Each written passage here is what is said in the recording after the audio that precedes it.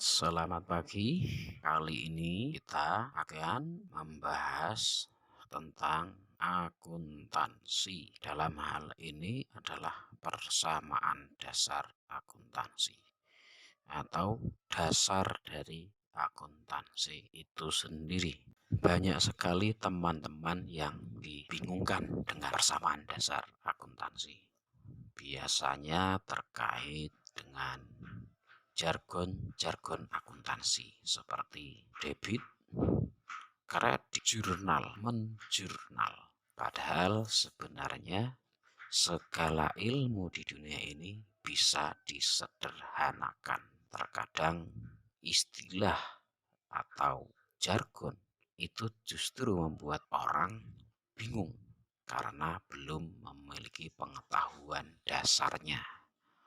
Untuk itu, kali ini kita akan bahas secara lebih sederhana bagaimana persamaan dasar akuntansi versi orang awam atau orang umum. Perhatikan di gambar Anda ini terlihat ada dua buah kolom. Yang sebelah kiri adalah kolom harta, yang di sebelah kanan adalah sumber harta. Oke, saya ulangi lagi. Yang di sebelah kiri adalah kolom harta, yang di sebelah kanan adalah sumber harta. Bagaimana persamaan dasar akuntansi versi orang awam atau orang umum membahas tentang akuntansi ini? Yang pertama, pada sebelah kiri adalah kolom harta. Kolom harta itu terdiri dari yang pertama adalah uang atau kas atau duit atau cash atau rekening atau buku tabungan atau uang yang ada di dompet Anda atau uang yang ada di laci Anda. Itu adalah bagian nomor satu, bagian pertama daripada harta. Saya ulangi, bagian nomor satu adalah uang, duit, cash, kas, rekening, uang di dompet, uang di laci Anda, deposito Anda. Itu yang bagian nomor satu. Yang bagian kedua daripada harta atau jenis-jenis dari harta itu adalah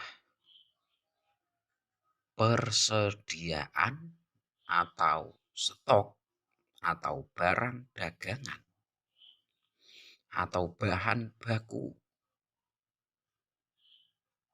atau segala sesuatu yang Anda beli untuk dijual kembali.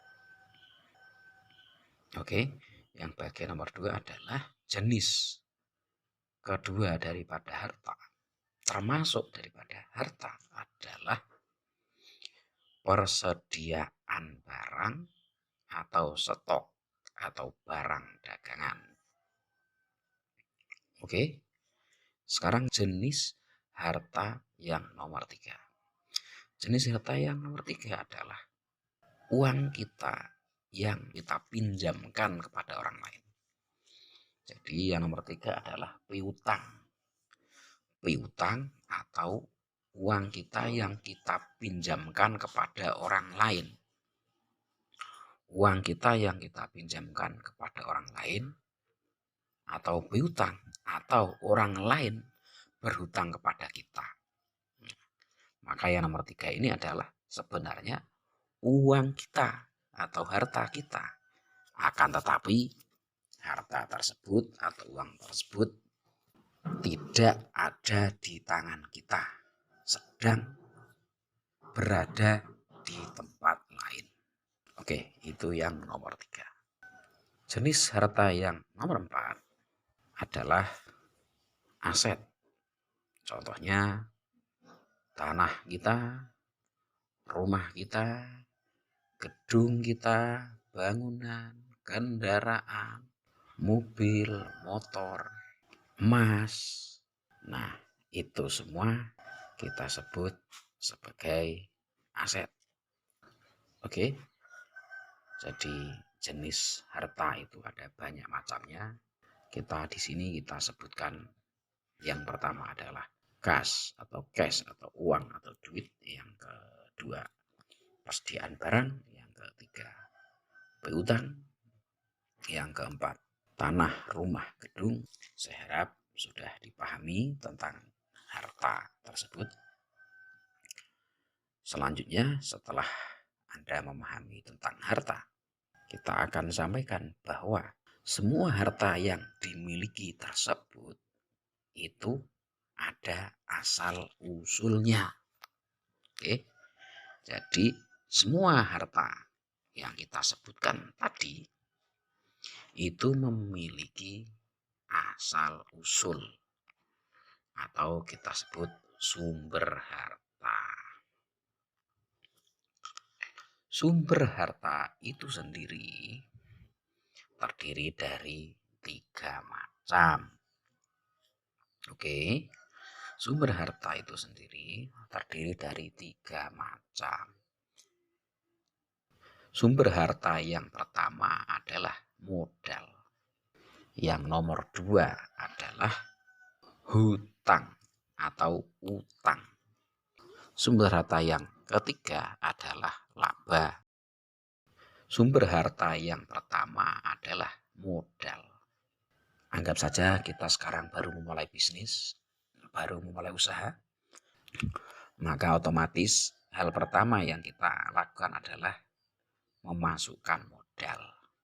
Nah, jadi sumber harta yang pertama adalah modal. Sebagai contoh, Anda memulai usaha hari ini, Anda memiliki modal 100 juta. Maka Anda catat modal 100 juta. Mungkin modal tersebut berupa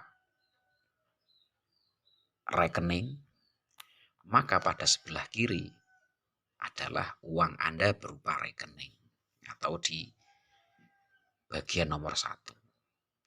Uang 100 juta tersebut apa atau sumber dari harta 100 juta itu kita nyatakan sebagai apa? Maka di sini kita tulis. Kita punya harta 100 juta itu adalah modal. Saya harap dapat dipahami ya. Oke. Jadi jenis sumber harta yang pertama adalah modal. Bagaimana yang nomor 2? Yang nomor 2 adalah hutang atau utang. Melanjutkan contoh sebelumnya. Kita sudah punya modal 100 juta. Tetapi anggap saja bisnis Anda tidak cukup dengan modal 100 juta untuk berjalan. Minimal bisnis Anda harus jalan dengan 500 juta. Sementara modal Anda cuma 100 juta. Maka bagaimana selanjutnya?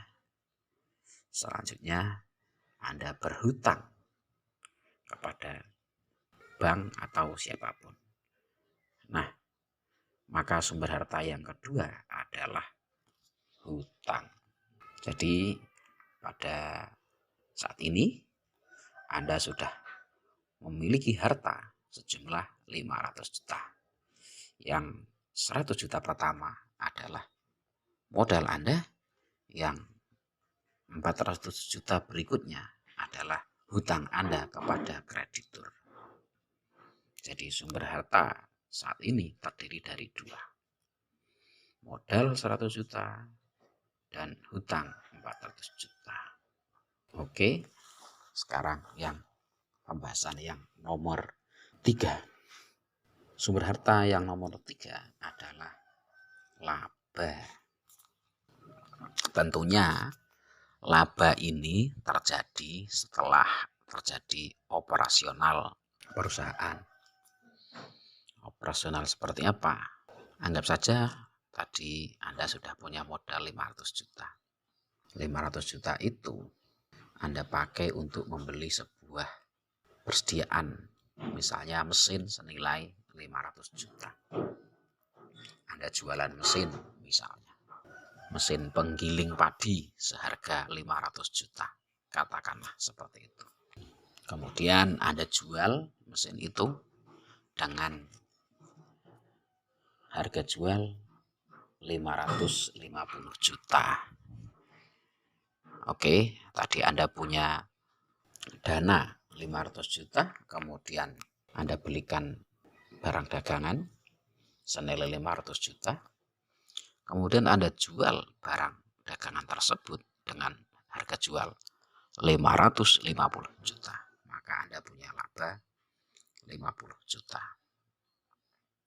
Ketika Anda jual dan Anda terima pembayaran tersebut, maka uang Anda saat ini menjadi 550 juta. Bagaimana kita menyatakan sumber harta tersebut? Maka sumber harta yang pertama adalah modal 100 juta. Sumber harta yang kedua adalah hutang 400 juta. Sumber harta yang ketiga adalah laba 50 juta. Dengan demikian, harta Anda saat ini totalnya 550 juta. Dengan 3 sumber harta tersebut. Oke, saya harap dapat dipahami bahwa persamaan dasar akuntansi itu sangat mudah dipahami jika disederhanakan dengan istilah-istilah yang umum. Ya. Bagian kiri adalah harta, bagian kanan adalah sumber harta. Bagian kiri ada segala jenis harta, bagian kanan adalah sumber harta. Sumber harta ada 3. Modal, hutang, dan laba. Demikian teman-teman. Jangan lupa gunakan software akuntansi Ruas Accounting. Gunakan kode kupon YouTube untuk mendapatkan diskon 20%. Terima kasih. Saya Asrofi. Selamat pagi.